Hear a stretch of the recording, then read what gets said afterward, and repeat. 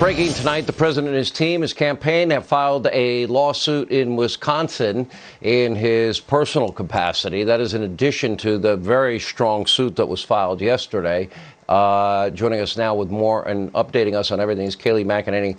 I need to go back to one thing. You've been on a lot since Election Day, and you have come on this program and you've shown this audience all the affidavits. And you've told us what is in it. And you've been called a liar by the mob and the media. You never lied. Now we're hearing directly from people. That's called evidence. That's actually introduced in real trials in America. Let's get an update where we are. Let's do a little whip. We have a new development in Nevada tonight.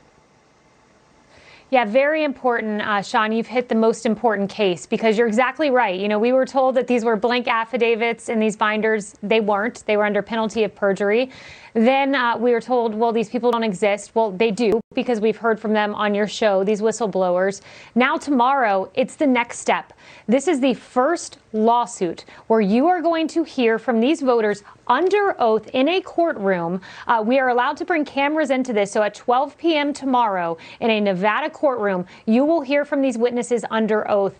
More than that, even these witnesses saying someone voted in my name, you will hear from experts who say, I've dug into this. Expert witnesses who have been deposed by Perkins Coie and these leftist attack dogs, survived those depositions, and are going to say, we found 103,709 ballots, down to the number that we believe were illegal ballots. So you will hear all of that tomorrow, live on television in Nevada, and these people will speak yet again for all of the world to see.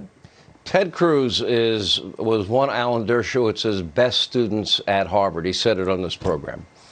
He's argued successfully before the Supreme Court. He laid out the constitutional issue in Pennsylvania that I find extraordinarily compelling, how they violated their own constitution with a late change in the law. If the Supreme Court takes that, that could change things. That, in my view, that is a real case.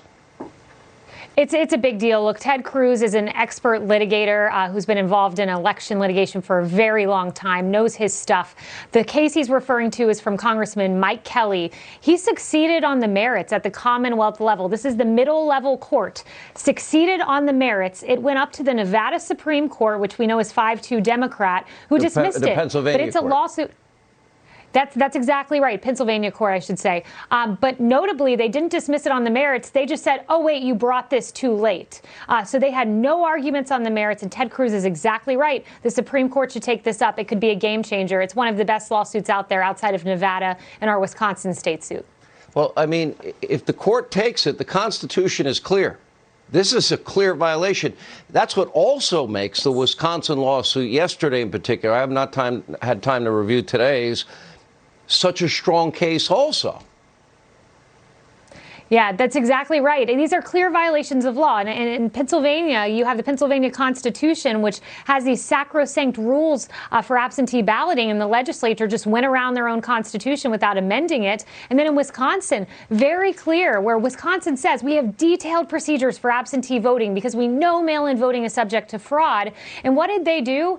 Indefinite confinement. They changed the vote, these election officials. There are 4 levels. You have to fit into one of the 4 categories if you don't want to show your ID and want to vote from home. They said if you fear COVID, just stay home. Don't show your ID. We'll send you a ballot, clearly flouting what Wisconsin law says. These laws are there for a reason. These constitutions say this for a reason, to protect the sanctity of the election, which was simply not protected in so many of these states. You know, I just want to remind people, when you would show people the affidavits, you knew what was in them, and you were telling this audience, now that we're hearing from people, it's that much more compelling. Real people under the penalty of perjury, really doing this. They'll do it under oath in a courtroom tomorrow in Nevada.